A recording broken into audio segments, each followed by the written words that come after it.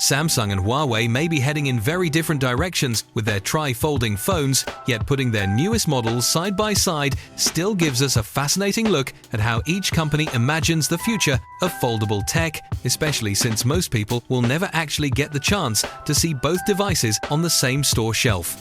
Samsung's Galaxy Z TriFold is built with the clear intention of bringing this form factor into the global mainstream, while Huawei's Mate XTs Ultimate stays closer to home as a China-focused showcase that prioritizes bold engineering even if it comes with compromises. And once you start looking at the hardware, those differences become immediately obvious. The Galaxy Z TriFold is slightly thicker than the Mate XTs when opened up, and it weighs about 11 grams more, although when both devices are folded, the size difference becomes almost irrelevant.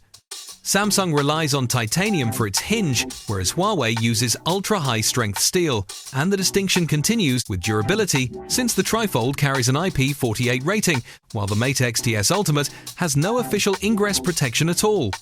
The real divergence, however, comes from how people will actually handle and unfold these devices.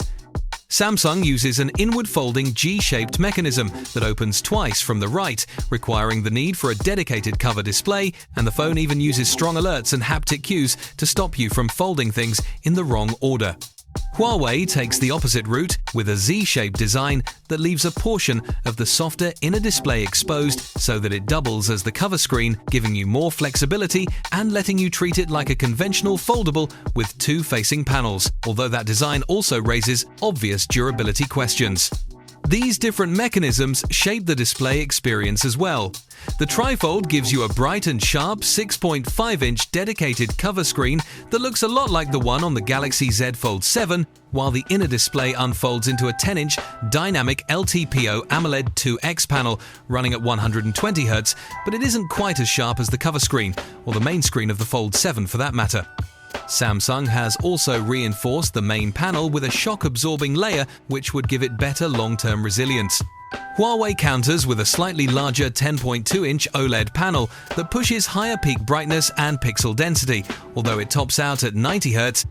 Because there's no true outer display, you end up using a third of the inner screen as your cover screen, which is convenient on paper but places everyday wear and tear directly on the more delicate folding surface. Still, both phones unlock a massive tablet-like canvas that enhances multitasking, gaming, content, and creative work. Performance is where the two devices split completely. Samsung benefits enormously from its global scale and long-standing relationship with Qualcomm, powering the Galaxy Z TriFold with the Snapdragon 8 Elite for Galaxy built on a 3nm process.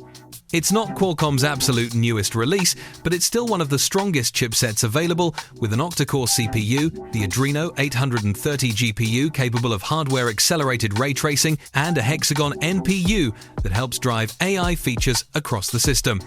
Paired with 16GB of LPDDR5X RAM and up to 1TB of fast 4 storage, the Galaxy Z TriFold is simply built to handle heavy workloads without hesitation. Huawei, on the other hand, restricted from using Qualcomm's latest hardware, ships the Mate XTs Ultimate with its in-house Kirin 9020 chip built on a 7nm process, which is perfectly fine for general usage, but firmly mid-range in comparison. Everyday tasks and some light gaming are no problem, but when you push both devices side by side, Samsung's advantage becomes unquestionable.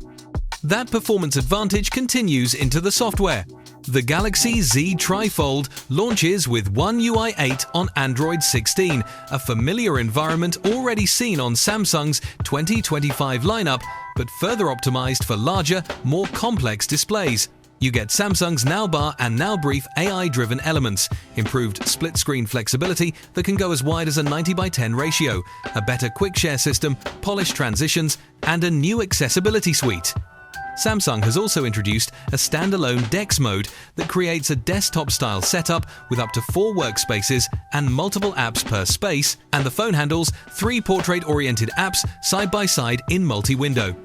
Add Gemini Live integration, dynamic UI adjustments, and Samsung's full Galaxy AI suite, and the software becomes a major selling point, especially paired with 7 years of OS and security updates. Harmony OS 5.1 on the Mate XTs brings its own strengths with a PC-like office environment, a 3-pane layout, smooth switching between screen configurations, and super transfer station for cross-device workflows, along with a capable built-in assistant, but the lack of Google Play services and Huawei's limited global ecosystem inevitably restrict the experience for most international users. The camera systems follow a similar pattern of mixed strengths. Samsung gives the TriFold a larger, higher-resolution 200-megapixel main sensor, although Huawei retains the advantage of variable aperture, and then Huawei's ultra-wide and telephoto sensors offer higher resolution and greater optical zoom. Samsung includes 10-megapixel selfie cameras on both its outer and inner screens, while Huawei only has an 8-megapixel unit on the inner display. When it comes to video, Samsung delivers 8K at 30 frames per second and 4K at 60 frames per second, while Huawei tops out at 4K 60 and 4K at 30 frames per second on the front camera. The real difference becomes more apparent in software, since One UI's AI-powered editing tools remain more advanced and polished than the features built into Harmony OS. Huawei does gain ground once batteries enter the discussion.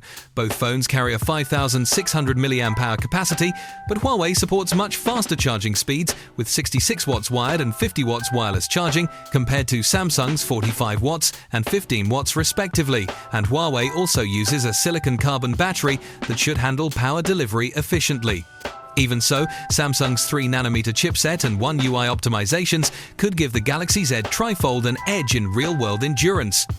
Availability and pricing tell another story altogether.